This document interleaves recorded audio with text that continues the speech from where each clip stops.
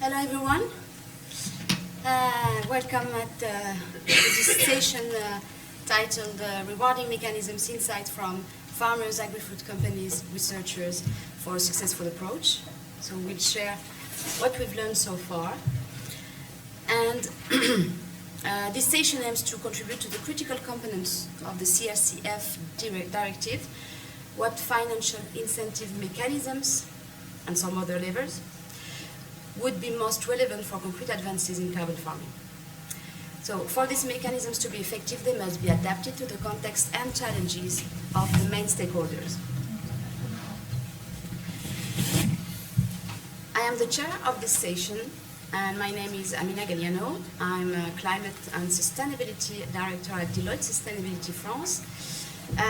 Just to introduce myself, with over 15 years of experience, I possess modestly a knowledge of agri-food supply chains and their associated sustainability challenges, including climate change, biodiversity, regenerative agriculture, financing, the transition, farmer support, ag-tech solutions, regulatory understanding and deciphering, and compliance. So the list may seem extensive, but actually it's on demand. I collaborate with stakeholders across the entire value chain, from farmers to and cooperatives to major international brands, including retailers and restaurants. From vision setting to the deployment of progress initiatives, I work with Deloitte teams to assist these players in developing sustainable, robust, and ambitious strategies and in maximizing their contributions to future challenges. So I will now introduce our speakers. We have 7 speakers, but only 4 chairs on stage. So we are 3 other speakers here. I introduce you Laurène Lebelt from Climate Kick. Laurène, after academic training in environmental policy and environmental science, joined Climate Kick's team in Paris to work on innovation in support of climate action. She now co-leads Climate Kick's agri-food systems team as part of our resilient and climate-neutral region cluster. She works on land use, agriculture, and nature-based solutions in EU projects that support system transformation and collaboration across research, policy, and value chain actors. As part of the Clean Farm and Climate Farm Demo project, she specializes on rewarding mechanisms for climate-smart agriculture, scaling approaches, and synergy development across initiatives. Can we move to the next slide, please? I know it's me. Sorry. Yes. Here we can see the faces. Julia Patmino-Murillo from the Ecologic Institute, researcher in the agriculture team at Ecologic Institute in Berlin. Her work focuses on carbon farming, rewarding mechanisms, and climate change mitigation and adaptation. She holds an MSc in forestry systems transformation from the Eberswald University for Sustainable Development in Germany, with a background in agro-environmental engineering. She specializes in agricultural land use and policy adoption. Dr. Suzanne Reynders. You wear, my friend, many hats and thus occupy several roles. So let me introduce Dr. Suzanne Reynders, head of Soil Carbon International Research Consortium and the linked ORCASA project. She holds a PhD in plant breeding and a Master of Management from Schema Business School. She's working at INRAE's headquarters in Scientific Directorate for Environment in the position of Head of International Priority Program Soil and Climate. Now, Vanessa. Vanessa is Senior Director of Sustainability for Europe at Mondelez International. With over 20 years of experience in marketing, brand management, and sustainability, Vanessa stands at the forefront of driving sustainable and well-being strategies across one of the leading FMCG organizations. Her journey at Mondelez International has seen a transition from leading brand strategies and innovation to spearheading the company's sustainability and well-being initiatives in Europe. Her work embodies a strong commitment to enhancing corporate responsibility and embedding sustainability deeply within business practices, making significant strides towards reducing environmental impact and fostering well-being. William Butterly, CEO of Bionua, based near Dublin, a local, specializing in nature-based solutions for corporates looking to achieve net zero carbon goals and enhance their environmental impact. With a degree in agriculture and over 30 years of experience in the sustainability sector, William has a strong focus on quantifying the economic value of natural capital and on-farm carbon sequestration, as well as developing models that allow buyers and sellers to transact. Jocelyn Guinche. Jocelyn is a farmer, manager of the collaborative farm named Lebelt in western France. His farm produces cereals, porks, and beef, and he have a laboratory where he tests innovative practices well aligned with carbon farming. Thanks to all our speakers, for the agenda, you will see the sixth presentation of our speakers, and we will let 20 minutes for Q&A sessions, and then Suzanne will wrap up and conclude this session. Thank you. Laurène.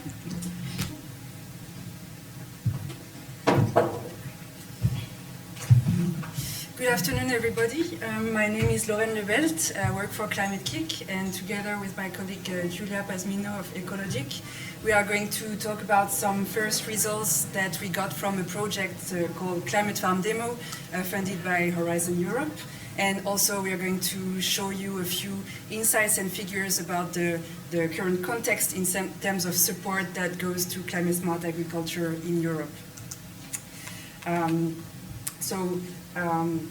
This is under the context of that project. We are going to give you an overview of rewarding mechanisms for farmers that are acting in support of at the adoption of climate smart farming practices. With first a definition of what we mean by rewarding mechanisms, then the categories that we define and use as part of this project to support capacity building and knowledge sharing. We'll have a look at a few figures and at the current financing gap for agriculture in Europe. We'll give you some ideas from the example of France, because I'm French, so I like talking about France. And then ideas for blended finance approaches. But first, I will give the floor to Julia for an overview of rewarding mechanisms. Thanks. Yeah. Hello, everyone. So, Julia Pasmino, has already said. And in the context of Climate Farm Demo, we have been analyzing what do we mean by rewarding mechanisms. So we are using this approach that rewarding mechanisms are instruments that support farmers to do a transition into climate-smart agricultural practices. This means that farmers are being rewarded for implementing specific actions and delivering desired outcomes. This kind of rewarding mechanisms can be sorted by different approaches, being public, private, or public and private, as we have already heard many times during these days. Also, we have different kind of rewarding methods, being action-based or result-based, as well as the type of rewarding that can be ex ante or ex post.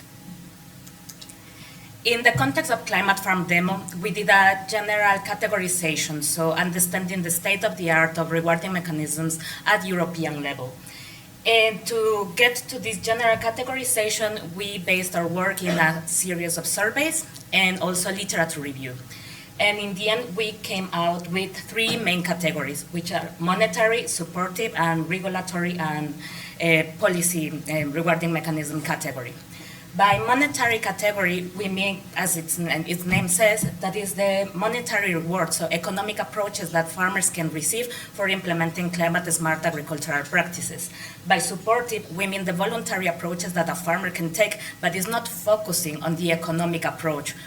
And by regulatory, we are meaning the policies or laws that can enable farmers to adopt these practices. And although this one is a bit cramped with a lot of information and examples, There is a poster outside, and you can have a look before leaving the summit, and you can have a better look of what are we filing under rewarding mechanisms per each of the categories. Although I can mention here a couple of examples so you can have a better understanding. In the context of subsidies, we can notice, for instance, eco schemes as a rewarding mechanisms for farmers for implementing specific farming practices. Also, we can include the producer price premiums that comes together with labels, so farmers get rewarded for implementing specific practices that can be somehow appreciated by the consumers. Something that is really important to mention is that although we always think of rewarding mechanisms as something that is directly linked with economic approach, we are highlighting the supportive aspect of rewarding mechanisms. We have heard so often during these days how important it is to share knowledge, to have some good farm advisors, and to have the community of people that can share this information. So here we included these categories of advisory services and peer-to-peer knowledge, because this is something that we want to highlight again. It's really relevant to even implement more rewarding mechanisms that can be from the monetary aspect. And lastly, we are all discussing about the CRCF, so this is also another aspect of rewarding mechanism that can allow farmers to adopt different approaches that are linked to the carbon the carbon markets. And this is something that we should keep in mind as we are in the development of this kind of regulations. Thanks.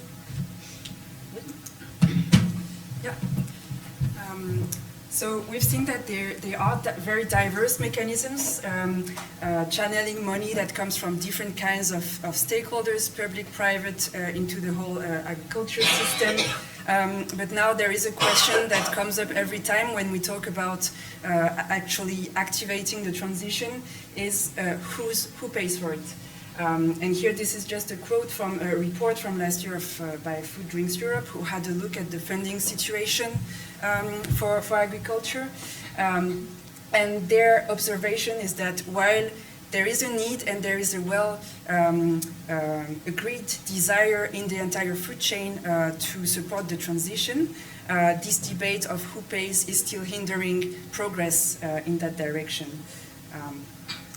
So to take a step back and have a look at where we are now, we try to get some figures at what are the big ratio in terms of what comes from the public sector, what comes from the private sector, with the caveat that there are some figures that are not easy to get and where there are no real consensus in terms of how to assess, how to calculate. So first, what we can see is that if we look at the current cap, there are some estimates done by CAP and the Commission themselves that at least 47% of the funding under plans actually goes towards climate objectives. So if we make some quick calculations, that would mean that, for example, for 1 year, it would represent a bit less than 25 billions going towards climate objectives for agriculture. And on the other hand, if we look at the figures for the global voluntary carbon market, so not only in Europe but for the whole world, in 2022, when the market was at its peak, in terms of size, it was assessed at around $2 billion US dollars. And if we look especially at what, like the credits that are affiliated with the agriculture sector, it represents more around 38 million euros. So there is a discrepancy here, but then starting to fill that gap, there is also, of course, a lot of investment being made in value chains by businesses, and we don't have a very precise figure for that. We know it's increasing, but we don't have a comprehensive assessment yet. And that being said, we also know, of course, that there is a growing funding gap in agriculture, including for specific actions dedicated to climate and environmental actions. So coming to France, I wanted to show you this work in progress of a study done by Institute for Sustainable Finance in France that was shown last week at the International Agriculture Fair in Paris. So they look at some of the main levers to fund the agriculture transition in France at the moment, and what are the levers and barriers that are at play. So of course there is CAP, there is a lot of public funding, but it also has a lot of conditionality, and it doesn't really have a holistic approach. Some of its funding is very siloed. Then there are the banks that are developing more and more offers to support farmers in terms of sustainability, but they are more targeting investment rather than operation cost, so that this can be a barrier. And of course, they are also getting involved now in voluntary carbon markets. And finally, there are the value chains where there is more and more investment, but there are also remaining questions. So of course there is value creation opportunity in terms of supporting resilience of value chains, but there are also questions regarding not only agri-food businesses, but also retailers and consumers, and how to distribute the risk and the value creation across these different actors. Because of course, when a farmer wants to engage in climate transition, they don't have one very simple type of cost. They have a whole range of different costs and investment to make.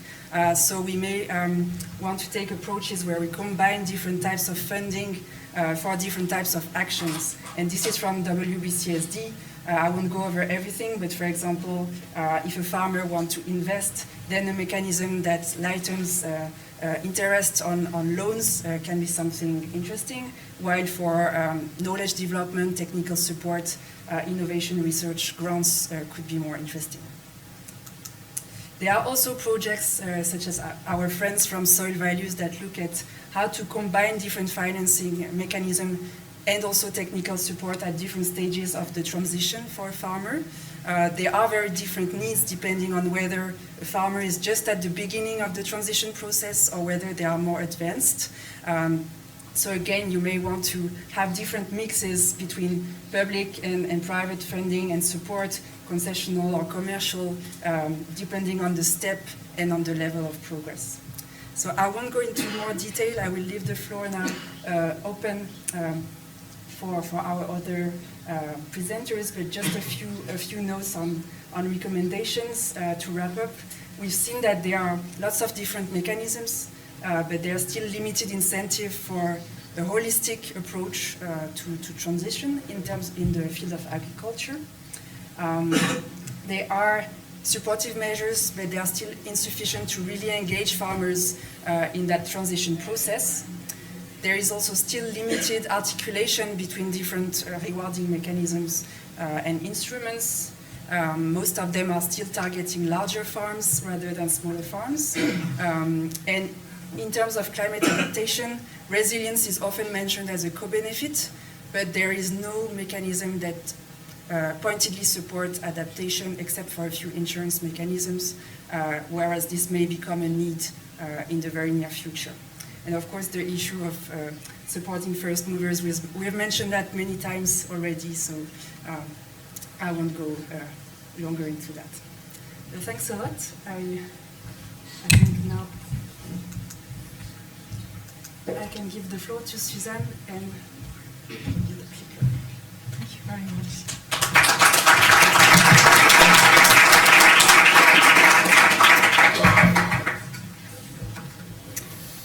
Thank you very much. I'm Suzanne Reynders. I'm leading the Soil Carbon International Research Consortium. For those of you who don't know it, it was launched in Madrid at the first Soil Mission Week in 2023. So what are we talking about?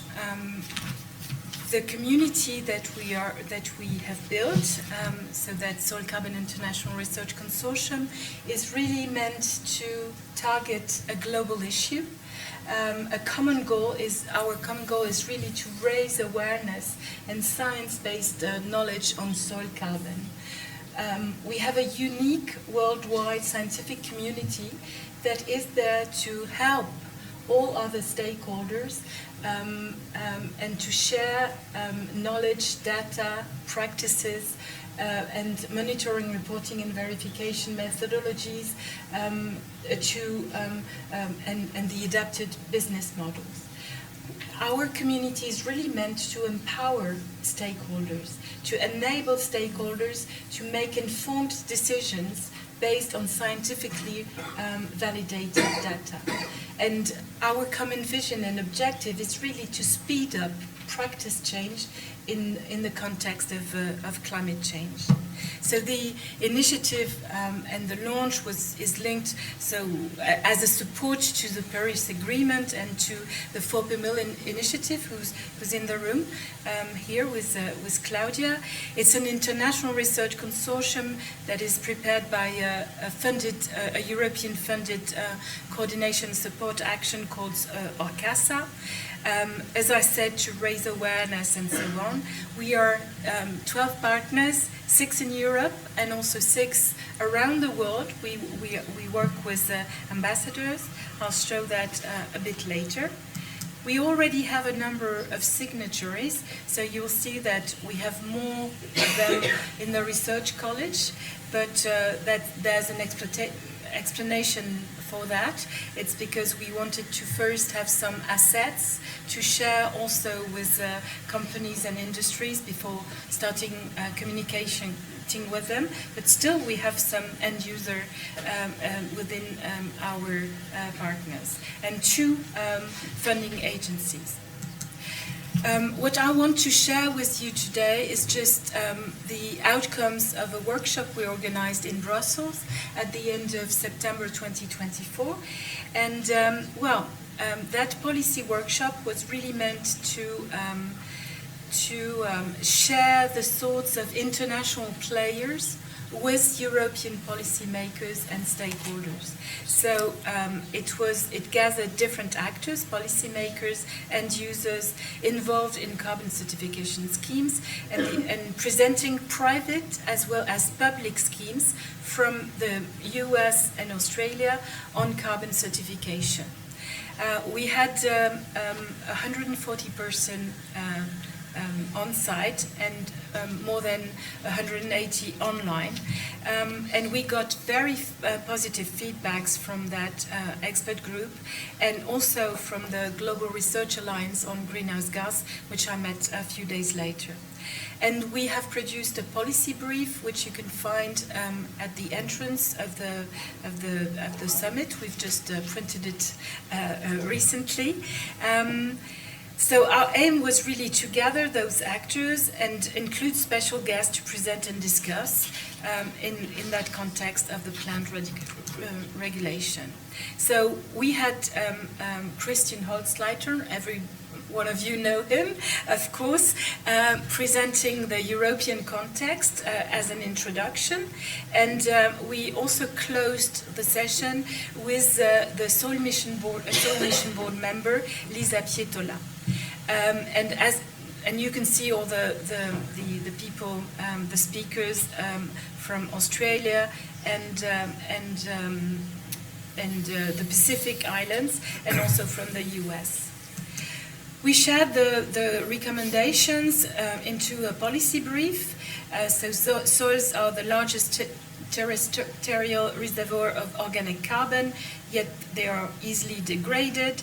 Consistent and accurate monitoring of changes and their verification is really key to facilitate sustainable land use practices that maintain or increase, I think the term maintain is also important, soil organic carbon stocks, as well as to incorporate those stocks in national GHG reduction targets. However, 3 main challenges limit the investment in those schemes. First, the heterogeneity in the monitoring, reporting, and verification robustness. A lot of MRV technologies are on the market. The cost for implementation of those systems, and also the diversity of regional context, but also of context of application. So we have 5 key messages. The first one is that, well, we need to develop a modular, consistent and cost-effective monitoring, reporting and verification system that are compliant with international standards. It should be modular to allow improvement of components. It must have a multi-tier approach for monitoring. It should be used in different MRV contexts, like the NDCs, the CAP, the voluntary carbon market, and be consistent and fully compliant with IPCC guidelines. Must rely on robust and independently tested models, and the use of multi-model ensemble has been seen as a key issue. So science-driven soil carbon policies are really needed to choose the right measurement or modeling approaches. I just give you a highlight on the Australian context. Decades of experience within the Australian Carbon Credit Units scheme demonstrate the importance of science-driven and robust MRV methodologies. Australia's soil carbon measurements and model approach provides a clear example of using data focused on offsetting and the value chain, because our CSIRO partners, they really work hand in hand with the policymakers to, from the very beginning on the national policy in Australia. Our second message is that we need a collaborative efforts between public research and the private sector if we want to build a scalable and practical MRV system. So public research should be taking responsibility for model development, calibration, validation, whereas private sector could integrate these models into end-user platforms. MRV should be accessible, reliable, and beneficial to farmers, foresters, and researchers alike. I just want to stress the point of beneficial to farmers. We had an example in a previous session where we saw a farmer and a company rewarding their farmers, and 85% of the value of the credit went back to the farmer, just 2% for the MRV system. So I think this is something really important. It should be adaptable to multiple contexts to ensure consistency, and this has been seen in different sessions, consistency between the soil organic stock changes, be it for the NDC, insetting or offsetting. And it should allow also plot scale assessment if we want to build a unique spatially explicit carbon registry as is expected, especially to avoid double accounting. And it should offer also the flexibility to combine practice-based through as well as result-based payment. This has been mentioned in the first session. And within the United States American carbon context, what was highlighted is that USA focuses on voluntary carbon markets and Scope 3 emission reductions, with significant investment in monitoring, reporting, and verification infrastructures and technical guidelines. So we need also those technical guidelines. Federal and state level initiative, they support voluntary carbon market, leveraging sufficient investment in monitoring and climate smart agriculture. Our key message 3 is that MRV systems should link carbon sequestration with agronomic strategies. And what was said also by Laurène, it's just not carbon sequestration, but it's also adaptation that we should take into account. So MRV tools should include a decision support system linking carbon sequestration with the agronomic strategies from the farmers, and provide a clear vision of the power dynamics in the monitoring, reporting, and verification value chain. This probably will be part of another talk, and assure that those incentives provide equitable revenue distribution. If we take the example from Brazil and Latin America, because we had our ambassadors from that region in the room at that moment, they count on corporate engagement. Many Brazilian companies are starting soil regeneration programs influenced by the environmental sustainability. And proper MRV system for soil carbon could increase the interest of both large corporations and smaller producers in those sustainable agriculture practices. Our key message is that MRV systems should be tailored to the regional context. It should be flexible enough to adapt to regional context, be it cultural, political, or economic, and they should be tailored to them. They should envisage and be tailored to the power dynamics in the value chain and ensure stakeholders are adequately supported. And they should address those economic and policy barriers by having policymakers providing guidance on the quality of the methods, ensuring proper implementation, and developing tiered methods. I think these three messages for policymakers is key. And here I take the example of our African ambassador, Wole Fatumbi. MRV is limited in Africa, and its cost can really deter investment by large companies that want to enter the carbon market.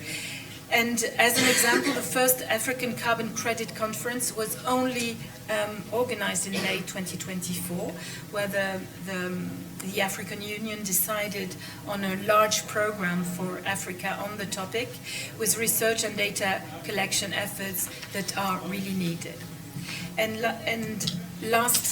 My last slide is about our last message, key message 5. We should enhance research and knowledge sharing through international collaboration. If we want to go quick, fast, and have that implementation, we should learn from others' experiences, from Australian policy, for instance, from what is happening in the States. And international collaboration is key for knowledge sharing, capacity building, and also to promote what we want to do within the Soil Carbon International Research Consortium is also to promote research alignment and foster collaboration among stakeholders. And here I will just take 2 examples, the one of the Pacific region, islands, where foundational investment in knowledge, capacity, and measurement systems are really needed in those regions for smallholder farmers before implementing any formal monitoring, reporting, and verification schemes for soil carbon. In Vietnam, for instance, there is an upcoming carbon market, and it's set to launch that market in 2027. However, MRV systems need further development because the crops that they're growing, like rice, for instance, are very different from what we are doing. But we can work with them on help them determine which organic material, such as biochar, can also be used in soils and how it comes into our different schemes. So thank you very much for your attention. I hope I wasn't too long.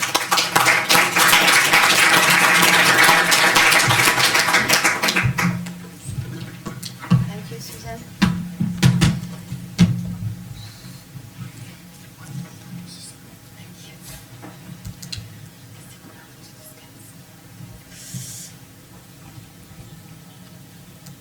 So, since we are running out of time and we want to preserve the Q&A session, I will go very quickly on these first slides because it was just to set the scene, but we are at the 3rd day of the summit, so the main message, I guess, you have them in mind.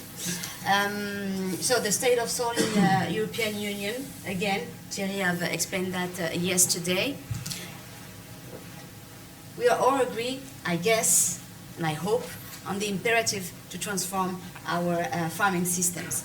And at the forefront of this necessary shift, they are the farmers, key players of this game, and we have to understand and support them in order to reach actually our collective objective. So, just regarding the agri-food companies and more broadly the agri-food value chain actors, here is a simplified scheme of the value chain. There are several actors that are not here, just to show you that they are really closely linked. They have some common interest. Some of the interests are not common. and they are, how to say, crossed with two main, how to say it in English, injunction, orders, more sustainability from the downstream to upstream, and a message, a need of a better value distribution from the upstream to the downstream. What I want to say here is that any solution will have to deal with this scheme. We'll have to make, to find a way to converge all the forces, and the forces are every stage of this value chain. But actually, and I have to say it, our immediate future seems very full of uncertainties. So we have to take it into account, of course, but also we must continue to move forward, even if it is step by step. Please, but just move all together. I would like here to just illustrate the agri-food company's journey so far, to explain you how it works from their side. Okay, we are in 2015, Paris Agreement. They will make commitment, and mainly through SBTI, and then they have to work on their climate trajectory. Okay, and when they see how to see how the trajectory can go until carbon neutrality by 2050. Now they are looking for the levers. Okay, so regenerative agriculture seems to be a good solution, but is it enough to close the gap for neutrality? Not for all the systems. Then we are looking after carbon removals. Okay.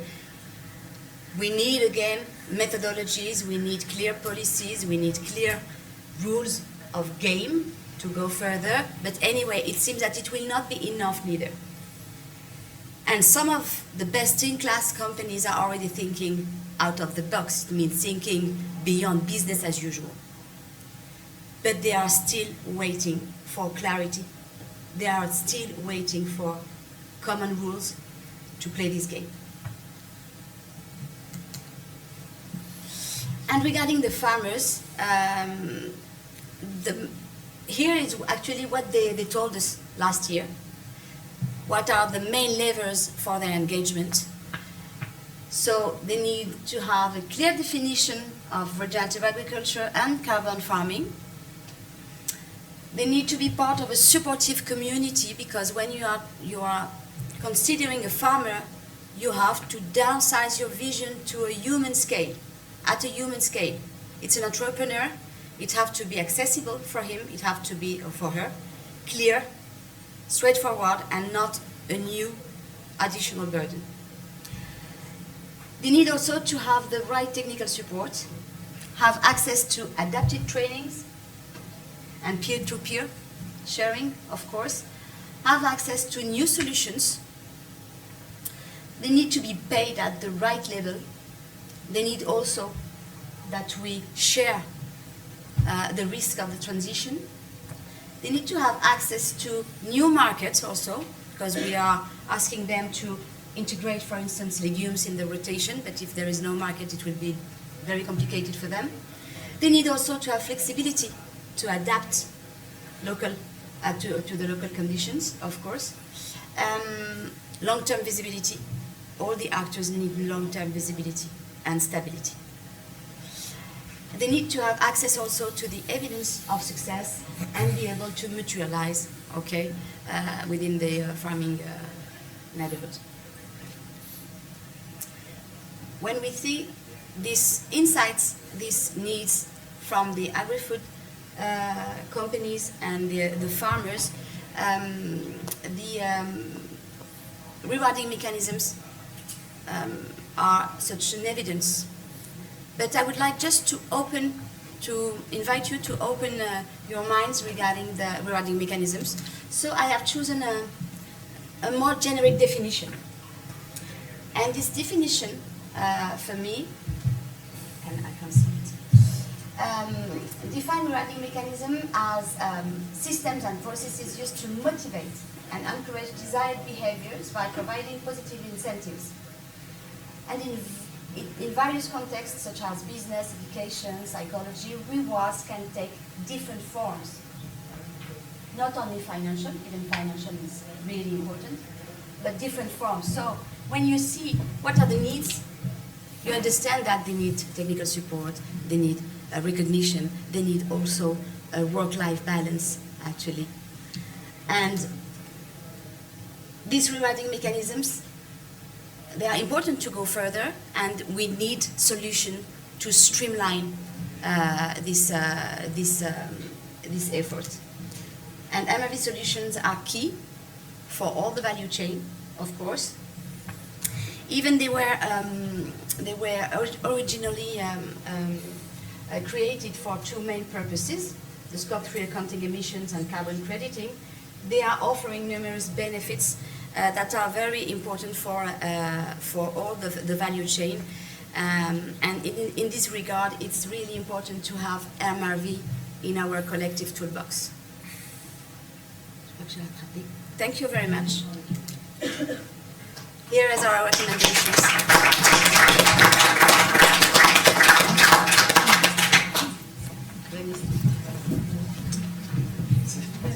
Very good. Presentation is gone. So as mentioned, I guess I'm here to represent one of the big agri-food companies. Maybe Mondelez might not mean a lot to a lot of you.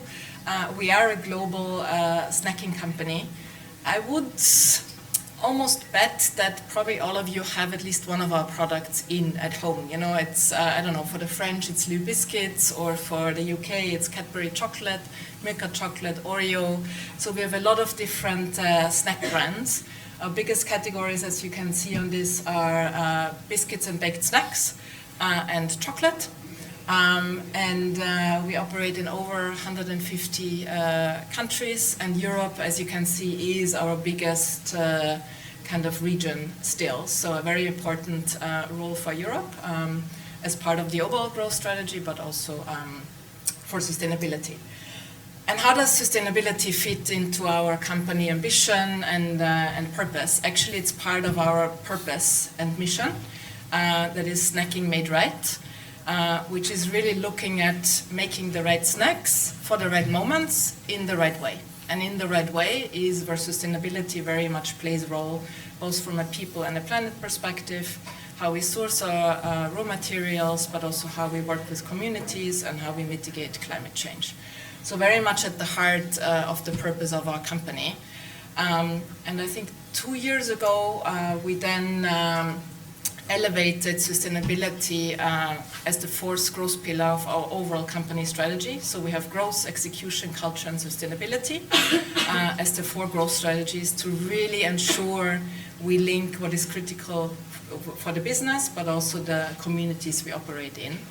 And overall, that brought us to an overall sustainability strategy that we're going after globally. Looking on the one hand to say, okay, where do we have the biggest impact? So where do we have a responsibility to lead, which is very much on some of our key ingredients, like cocoa and wheat, but also on the human rights side, you know, really making sure we protect and ensure human rights across our value chain. And then on the other hand, we're also looking at, you know, where does the planet need us to take our responsibility and our fair share, which is around climate. So we have a net zero ambition, but also packaging waste. And we do try to be transparent and share what we are doing. So every year we launch a quite elaborate Snacking Made Right report. The next one comes out in April 25. And here are some of the examples when it comes to sustainability in terms of goals and what we are going after. What is most important, I guess, for this forum is we do have a sustainable ingredients pillar where we're looking at, you know, rolling out key sourcing programs on ingredients like cocoa, palm, wheat, especially for Europe.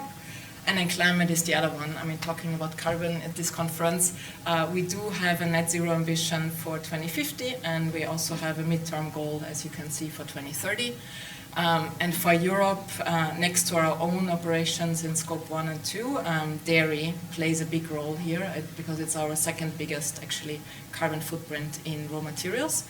Because we have both a lot of milk chocolate, but also Philadelphia meals, milk plays an important role here. So when it comes to remuneration and programs, so I guess there's two things that come to mind. One, as I said, the signature program that we have in Europe, we call Harmony. It's focused on sustainable wheat sourcing. And I would say to combine what we're doing with the learnings, I mean, this program exists since 16 years. I think we started in France with 70 farmers outside of our factory in Nantes. And now we're operating in 7 countries with over 1,100 farmers sourcing, I think, about more than 400,000 tons of wheat across Europe. And what we learned along the way and how we have evolved the program, you see on the bottom that in 2022 we launched our Vision 30, which actually now is also rolling out regenerative agriculture practices. So the program always had climate mitigation and biodiversity at the heart. And we always try to work with the whole value chain. You know, we don't buy directly from farmers, as you can imagine. I think somebody showed the wheat chain earlier today. We buy flour from millers. So there's the miller, there's the cooperative, and then there's the farmer. On dairy, there is a supplier, and then there's the farmer. So we are, 2 or 3 times removed. But we are trying to build our programs together with the whole value chain. So on Harmony, we have a charter that has evolved over time, which has different practices that we ask our farmers to implement. And part of the remuneration, I think today we heard monetary, yes, is linked to implementing certain practices, and we pay a premium for it. But we also pay a premium, the premium is not just on practices, it's also on outputs, so results. So we measure. And again, this is where then common measurements and standards come in. We are working with a lot of external experts to help where, I guess, definitions are missing, like regenerative agriculture or biodiversity. We have a council where we have INRAE, SII, other experts, farmers and NGOs that help us to define as good as we can at this point, what practices help us, what measurements can help us, and to implement it. The other thing we do, and we talked about transition, is we launched a Harmony Academy, because yes, we also have supportive, I guess, remuneration in the sense of we provide digital and on-the-ground training for the farmers. It also gives a bit of that community aspect, because if you have an issue on your farm or a problem, you have a question, you can ask the community. So there's a lot of exchange across the Harmony farmers. And then the other piece we are doing is research and innovation. So, investing in, more resilient crops, but also trying to see, can we prove sustainable wheat is more quality wheat, which then in the end also helps, with the consumers and our customers. So we're really trying to build or have evolved the program more and more to a holistic program over time. And overall, I think we see quite good loyalty with the, like I said, we don't have access to the farmers, but I think 80 to 90% of our farmers are reoccurring year on year. So we do kind of have long-term relationships with them to be able to track the progress, because yes, you can't track from one year to the other biodiversity or regenerative agriculture impacts. And then on dairy, we have a program since 5 years, I think. There it's more, I would say, clear-cut on carbon emissions, so animal welfare, but also other initiatives. And we are also remunerating our farmers there. We have a playbook that we built together with our suppliers, again, on practices to implement and what can help. And we're also seeing there how we can improve. Again, we're not perfect. Looking at learnings and challenges, I think the whole who funds what, I think, is definitely a big question. We're happy to play our part, but we are also realistic that we cannot support the whole transition. So really looking on how we can all work together, looking at more pre-competitive collaborations, because again, crop rotation, we need one of them. There's another 4. So I think there's a lot of ways, and we heard a lot in the last 2 days on how we can get even better and move forward. And regulation, yes, I mean, for us, working as a global but also European company, anything that brings standards, consistency, only helps us, because in the end, we don't want to, you know, for the sake of differences, implement different measures, as much as we want to give flexibility on, you know, each of the countries and areas to include the practices that they need. So I think that's me. Thank you very much.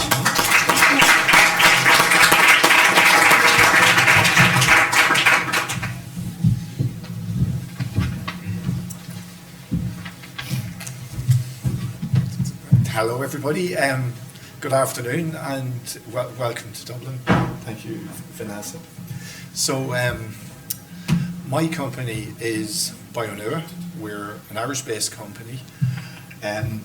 As you can see on the screen, we develop nature-based solutions and we sell to corporates. Our corporate customers generally tend not to be in the value chain of the produce. They tend to be corporates that are looking to rebalance their climate environmental footprint. Generally, they're not the manufacturers and process buyers from agriculture. They haven't been, for what we're doing, they haven't been the first adopters.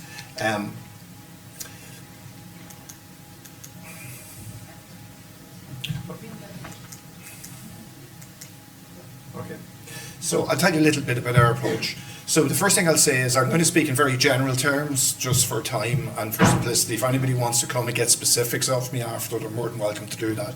The first thing I'll say, everything we do is science-based, and we really appreciate standing on the shoulders of all the people like Dr. Suzanne and the researchers from Ireland. They guide everything we do. But at the end of the day, we're a commercial company. And I would like to just explain the realities if you're involved in carbon farming. And we're a company that wanted to develop a business model that we have already proven in Ireland, but could be replicated all across Europe. And as a commercial organisation, we very quickly learned some hard truths. If you're going to corporates and you want to transact with them and you want to actually get money off them, they have very specific requirements.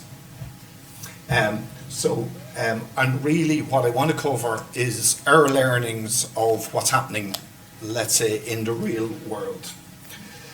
So our approach is we start with a corporate. Essentially, corporates take us on as an aggregator. They say we have perhaps a kind net zero goals. They have a carbon footprint. They might have a climate impact footprint, but they know exactly what they want to achieve over a period of 5 years, 10 years. And they task us to go out and bring a solution back to them. So our journey starts with the corporate. And I think it's essential that people understand, if you're going to ask a corporate to buy credits off you, whether they're carbon credits or nature capital credits that we sell, it's very important to understand what's important to the corporate. I just say that we sell nature capital credits, so essentially that is the carbon that's been captured and stored in the soil in a given year, and also the biodiversity and nature co-benefits that happen around that. First thing, the really two things that matter to corporates is additionality. So the only way that they're prepared to write a check at the moment is they want to be responsible for the action on the ground. So that's additionality. The second biggest concern they have is permanence. So they're looking to get involved in projects We always have 35-year contracts, 5 years revolving, so and very clear criteria on it. So that cover for them the additionality and permanence is, and then of course assurance and compliance. So what we find is that a lot of the corporates coming to us, they have their amazing sustainability people working for them. They have done their audits. They have a standard to which they have delivered those sustainability reports, and essentially they understand whether it's ISO, SBTi, whatever method they're using. They want to have a method with the same rigor in the nature-based solutions they're applying. So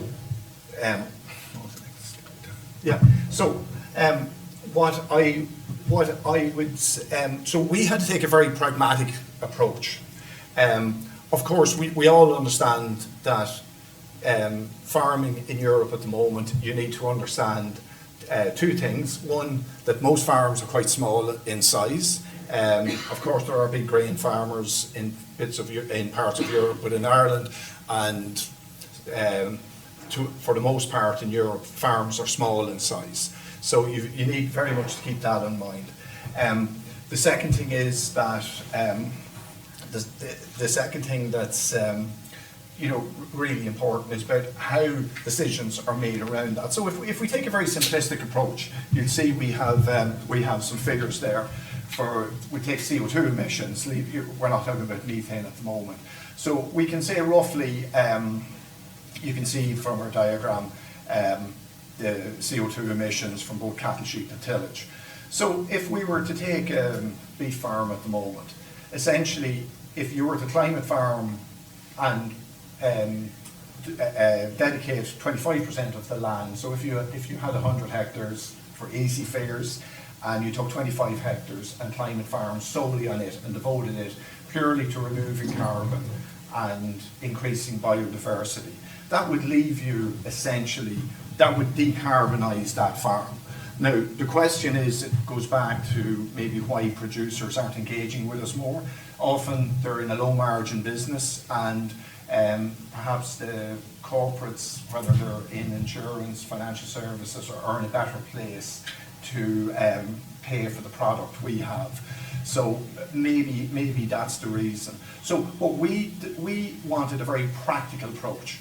So what we have done is we have developed IT software that allows farmers dedicate a certain portion of the land solely to climate farming, so sequestering carbon.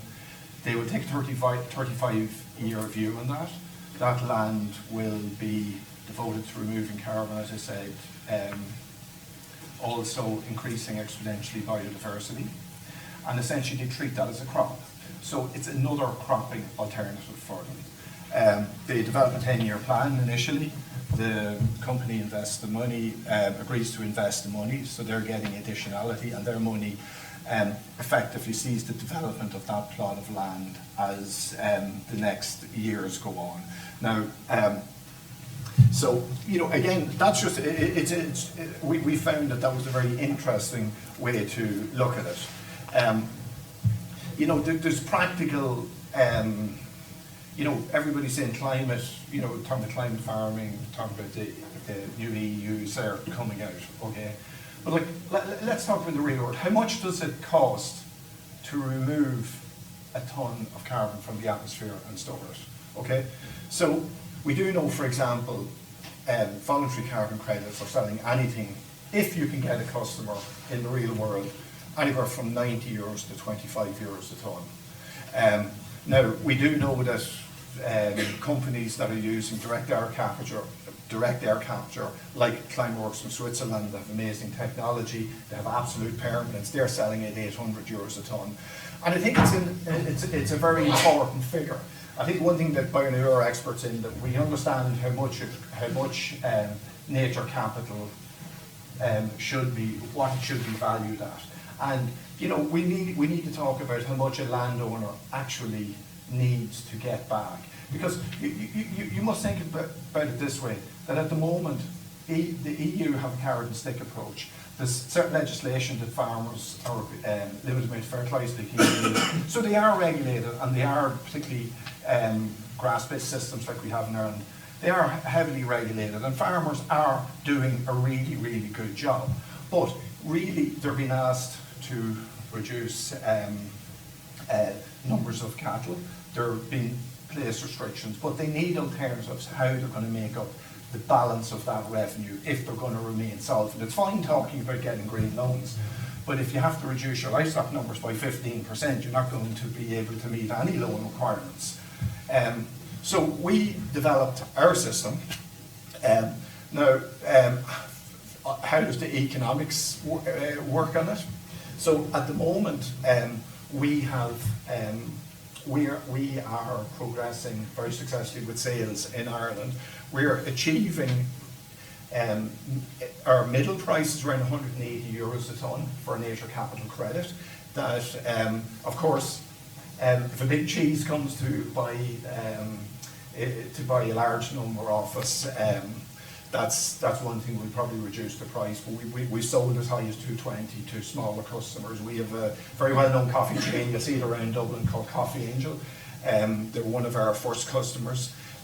They paid 200 euros a tonne. They have since come back and reordered a number of times.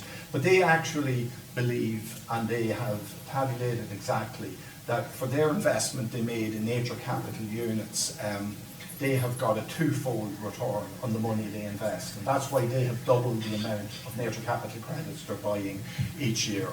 And the value for proposition, we talked about rewarding, but the value, if you take a coffee chain, for example, they love the idea that they're able to say to their customers, they've bought nature capital credits, they've bought them 30 kilometres from where their main stores are here in Dublin. They love to blast social media images from the site, and they have real value to their customers. They love for customers to be having a cup of coffee. Maybe it's a rainy morning in Dublin. They'll see a nice picture of their investment in nature capital, which is happening close by, and they have been able to put a financial value on that, and that's why they feel comfortable to pay that. We absolutely decided to focus on the highest possible product we could offer, because we weren't going anywhere at 9 euros or 25 euros a tonne. We weren't going to make money. The landowner wasn't going to make money, and so we went with the highest quality product, and companies that wanted that. So I see people are pointing for the time, and again, these are just our learnings. So so you can see it there. But companies want. So what I'll synopsisize those points. Companies want their investment to be responsible for the result.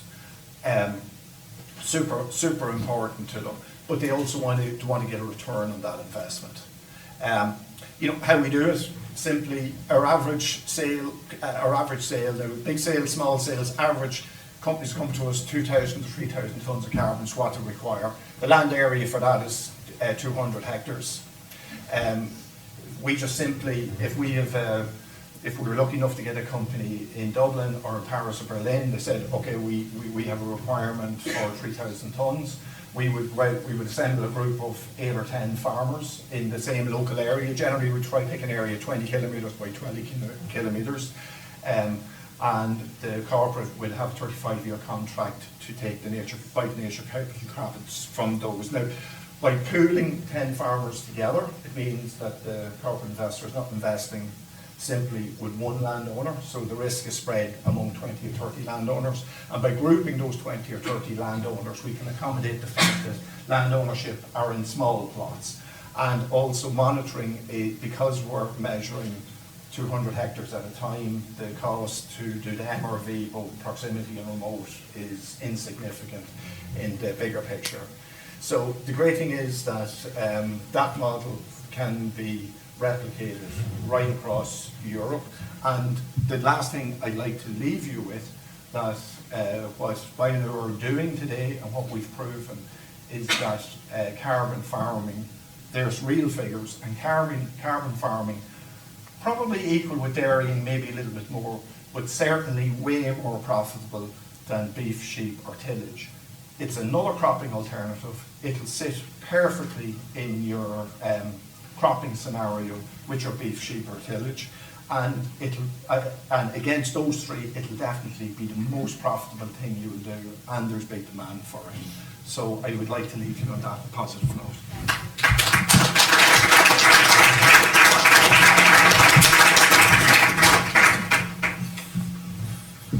So it's my time. How much time upload? 5 minutes? As I'm a flexible farmer, I will try to do it in 5 minutes, but I'm not ready, to be honest. Okay, so I'm here, I'm a farmer, so I need to give some pragmatic example of what can be carbon farming. So I will try to show you what we do simply in our system, and I will also explain you why we are not today rewarded by for our practice. So the name of my company is Lebelt. I'm proudly associate with my friend Sylvain. We are located in the west part of France, and we run an 190 hectares farm. We call that mixed farm. It means that we have arable crops for about 150 hectares, and we've got 40 hectares of pasture that were temporary pasture and that are currently coming to permanent pasture. We are 2.5 on the farm. It means me, Sylvain, and a worker, and I thank him because thanks to him, we can be both of us in Dublin today. So how did we enter carbon farming? I didn't say it, but I'm not a son of farmer, Sylvain too. We study. At the end of our study, we had the chance to go to work for companies, and that helped us to build an experience and try to create contacts. And with a network of contacts, it's always easier to try to think with, let's say, open eyes, which is not always allowed for farmers, because when you have the legacy on your back of the family farm, generally it can be difficult to change your practice. So that's why you will be able to understand why we also are able to change so quickly our practice on the farm. Another thing that is important is that we are part of groups of farmers where we exchange our practice. The idea is not only to be focused on carbon farming, but it's to be actually thinking long term, trying to stop to think about short terms, because short terms cannot help you to design a system that is sustainable from my point of view. So we implemented some practice on our farm, like we are able to drill cash crop without tillage, so we can do some kind of no-tills, as you generally said. We also developed cover crops, because without cover crops, we understood that the no-till system is not sustainable, and we know it by experience now, so I say it's painful. And finally, the most important is the observation, because farmers are working in an environment, and we are not in an industry or in a factory, I would say, sorry for my English, in a factory, so we need to work with the nature, and us as businessmen of the nature, I would say it's really a bad way to say it, we need to be sustainable. So that's why we have to be focused on sustainable practice. And that's what guides us as farmers to change our practice, to be honest. So to continue this idea of, let's try to be robust, let's try to be resilient, we implement crop rotation, and we went from 2 crops production, that was wheat and oilseed rape.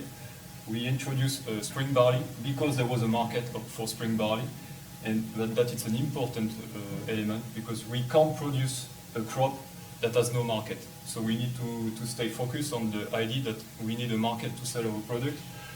We continue to grow oilseed rape, because it was the only actually reward that we can get from the change of our practice, and we can get a premium on oilseed rape.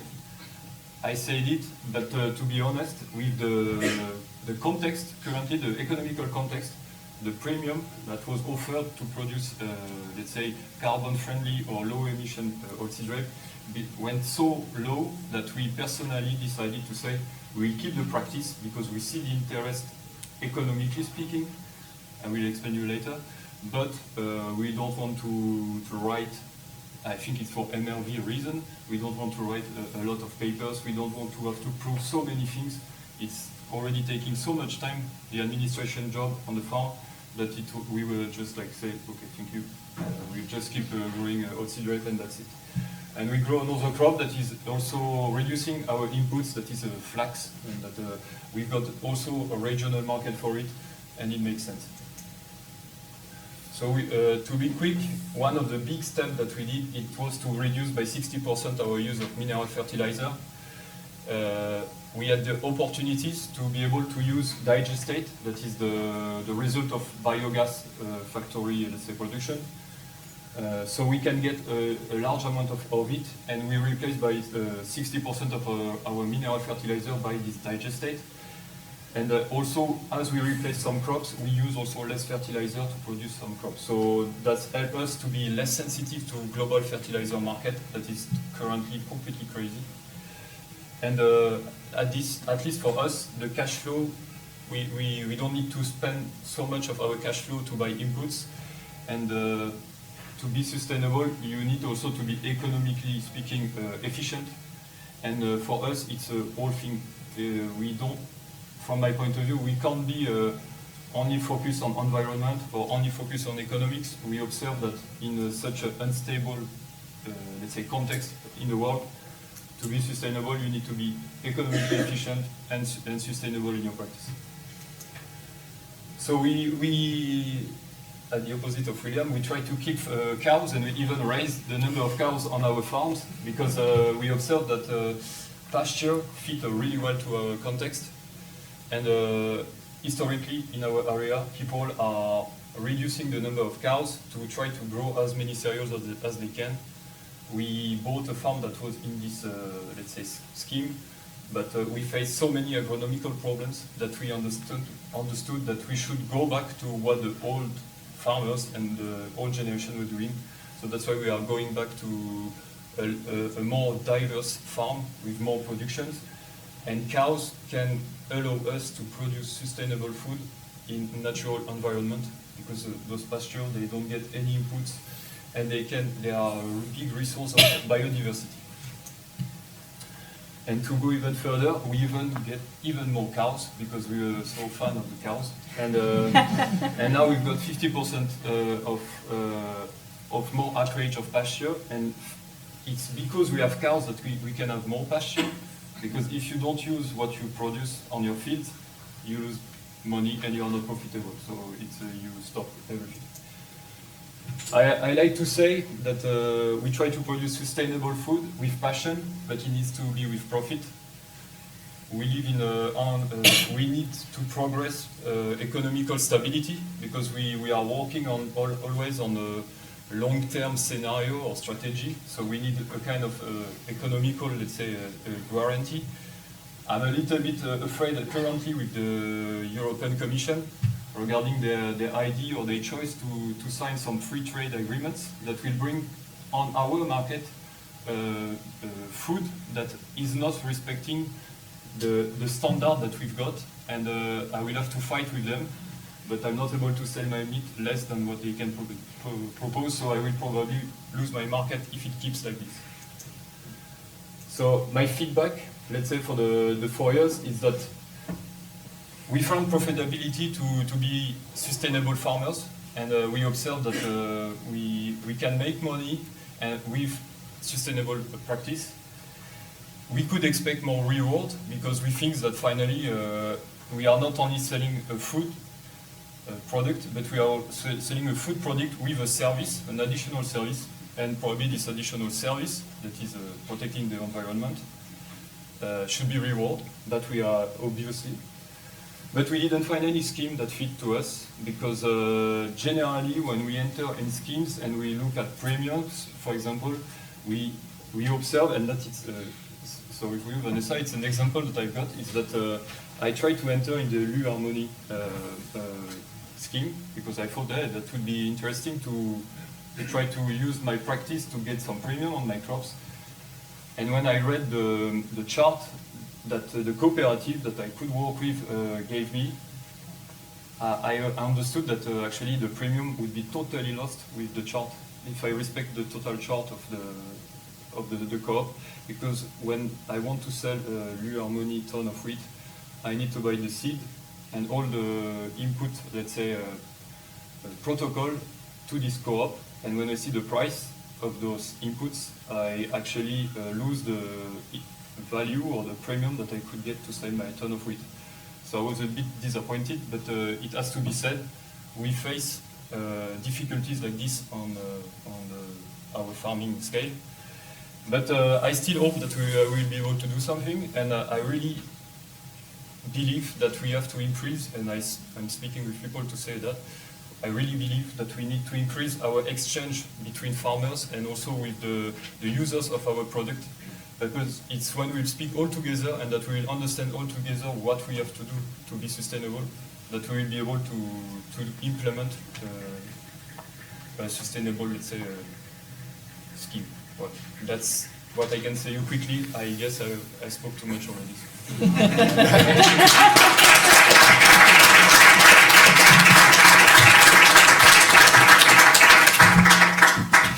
Thank you all for your attention, and now we have the Q&A session, not about 20 but 15 minutes.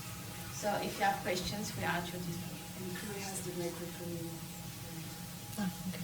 And also, if some of you want to react to the presentation.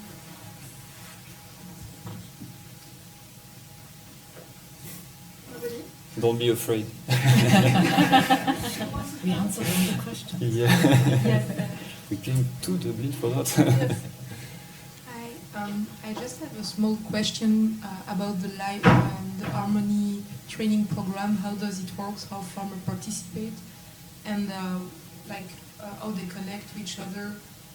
Yeah, just to know a bit more how it works, because it's very interesting. So we have an online platform and an app for the phone, we usually roll it out together with the rollout of the new charter and the regenerative agriculture practices. So there is kind of a on-the-ground tour where we then go into, I don't know, France. We did the different areas. We bring the farmers together. We do some practical examples of practices and things like that. And then they get the app, the website, and there they can access virtual trainings or answer questions, and see what practice can help. Or there's also kind of a checked function where the community comes together and anybody can put a question. But the access is as part of the rollout of our charter. So everyone that's part of the program can... Yes. Yes. There was a question down there.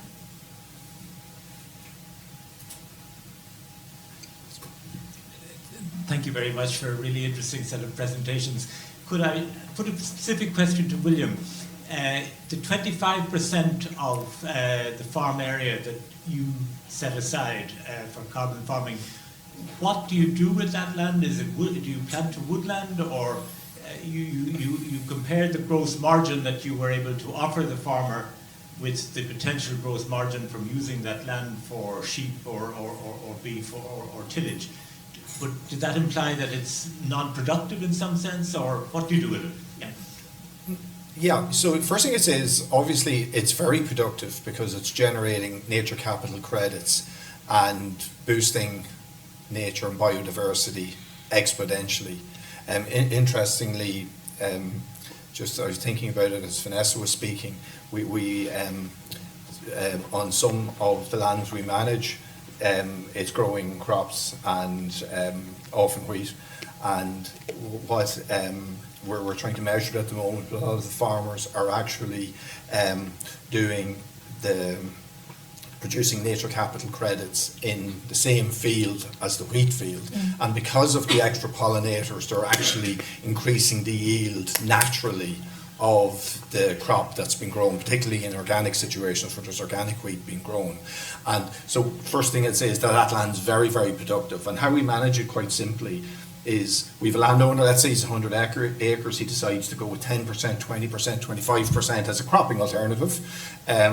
The corporate will say, I'll give you a 35-year contract at a very good rate. The farmer's very happy to do it. So what we do is we do 10 years previous baseline of what happened on that site. We then draw a plan as we go into the future. So generally the landowner would say, well look, I always thought it'd be really nice to have a lake in that area, and I'm going to plant perhaps hazelwood or trees, but he would make a 10-year plan of what he's going to do on that site. And it's essentially the person, the corporate that's paying for that action, that gives him the right to claim the benefits that happens. The landowner, and the interesting thing is that people should remember that I know in Ireland, I'll give an Irish example, a lot of land is an ownership of older people. I mean that respectfully, and often with landowners, their pension is very, very poor. So and they worry about as they go into the future. I think it's really important if we talk about sustaining agriculture throughout Europe. So the idea of them having 10, 20, 30% of their land holding with guaranteed income for the next 35 years is really super important to them. Now, the rest of that farm might be organic as well, sorry for the long answer, but so of course you get the organic payment, which is quite important, and that's an extra on top of what you would get for the carbon farming. So that piece of land will be the most productive and the most profitable on the farm.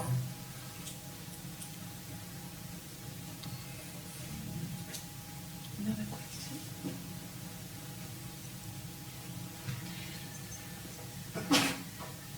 Thank you very much for every single presentation, because you covered a very broad spectrum of topics.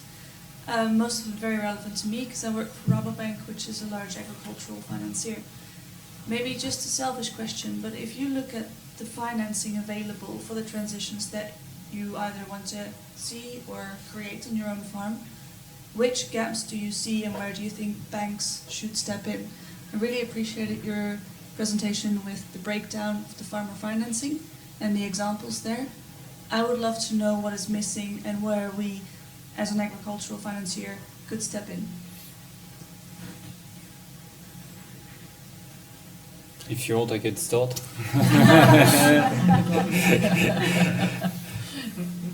I will give you an example.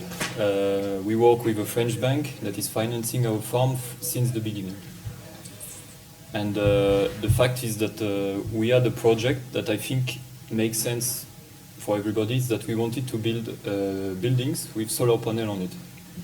Our idea, because farming activities sometimes do not generate enough cash to invest in new infrastructure, it was to say, okay, we'll use the energy production to finance the building, and thanks to that, the animals that will be under the building will just have to produce their gross margin and will be relatively happy to get it. And the fact is that when we propose our, let's say, project to the bank, on the paper they say, sounds good. But when they went to let's say, give us a final answer about it, we understood that it was a model that was not at all into their system. And the fact that they didn't have a similar example in their region, so they didn't have the figures to test our business plan about it. And at the end, they succeed to do it, but they took almost like 5 months to give us an answer. And when they gave the answer, they said us, we believe you, but we had to test the model. And as we have a project with innovative actions, and that there isn't any data about what we do, we feel that the risk is still, the bank they need to test, and they are not sure to take the risk to invest and to finance evolution or innovation. So I observed that, and we are an example, they did it, so it means it's a positive thing, but it's not a large, let's say, it's not the majority of those projects that can be financed because of the lack of data to test the risk, actually. So let's build data that will help you to check the risk, and after you will see that it's possible to finance this. If I could add something to that, if you wanted to make a simple major impact in Europe, I think if we listen to PwC, McKinsey, all the companies, they're saying for the demand, there will not be enough correct nature capital solutions available for clients in 36 months, 4 or 5 years' time. Now, what would be tremendous opportunity for both landowners and people like Rabobank, you have both agricultural customers and commercial customers. You have commercial customers on the demand side. If you would simply turn around and develop a fund, a bit like the Frontier Fund that Meta and the guys established in Europe, if you put in a, for example, everybody knows the price of, so if you put in a simple fund today and said, look, we will buy at I'm just using figures, say 60 euros a tonne, we will buy correctly, with correct assurance and compliance, we will buy nature capital units at that price. Now, we will give the farmer the option, again, you can have, I'm sure you guys would have your own ideas on it, but so you would say to the farmer, like the Frontier Fund, if prices go to 100 euros, 150 euros a tonne as it's expected, or even more in 5 years' time, the farmer has the right to sell to you, or he has the right to sell if the price rises, or there could be some profit share in that. But that, at the moment, there's no floor in the price. As we said, prices are 9 to 25 euros a tonne. That's simply because of bad verification by the two leading standards, and it became junk bond status. But now with the EU CERT, if there was a base, farmers today could say, well, at least I know I'm going to get that. So they could, that would really transform the situation in all of the European countries. And again, I'd imagine, very little I know about banking, but it would seem like a very substantial commercial opportunity as well. And because most of the way, I know the way that we do it, the nature capital, the corporates are investing by way of an environmental coupon, so that's the financial instrument they use. So I think it could fit in a type of a fund structure very easily. And then the European Union as well could get on board and assist with some sort of tax credits or whatever for corporates that are getting involved as well, because it's in a financial instrument. That could be done very easily, and it would be absolutely transformative. I really like this suggestion. I've heard of other organizations, more like higher risk equity type organizations who have done this, who guarantee a floor price but then take advantage of the upside once the prices go up in the market. For a bank it's a bit too risky. Have you engaged with those, and have they been successful in helping to de-risk for your farmers? We haven't engaged with them because we were, to be totally honest, we were being, we developed only a year and a half ago, we developed a minimum viable product and started selling, and we were selling quite successfully. And, really we wanted to show that we could sell and what price we could sell at. And, we have way more landowners wanting to join us than we can manage. So it's the only limit we have is on the corporate buyers, and we're getting the first adapters. So really good companies, they've done all the good stuff in their company, but they still have a deficit, and they want to do something about that environmental impact that that they haven't managed to knock out with their Scope 1 and Scope 2s. But and again, we're a small company, privately funded, and we have very limited resources to go and talk to the big shots, But we could always do with help. And again, that could be that would be very much appreciated, But again, you guys are in a great position as well, because if you're lending money to agriculture, it's in your interest to make sure that those farmers are prospering rather than see their incomes decline because of regulation. And so. Thank you very much. Not sure we have still a question. Question again? I just have a question. Oh my God, here. It's not a question, but I just want to mention as a reaction to what you were mentioning about the impact that the bank can have. As a researcher, and I have been doing my whole research regarding the rewarding mechanisms that can be available for farmers, I could admit that sometimes finding the right information was something tricky. So I had one example included Rabobank in my categories of rewarding mechanisms, specifically for insurances that can be applied for farmers. But in the context of the European perspective, the European level, it has been a bit tricky and complicated to find how a farmer can access this kind of reward. So in the end, I guess not just for you, but for anybody that is linked to the aspect of rewarding mechanisms, to make this information available for farmers. We are talking constantly about how important is communication, but also to make this available is something that I would like to highlight as a part of the research that we have been carrying out. That's it. Thank you, Julia. So thank you all for your attention. Thanks to our speakers that we can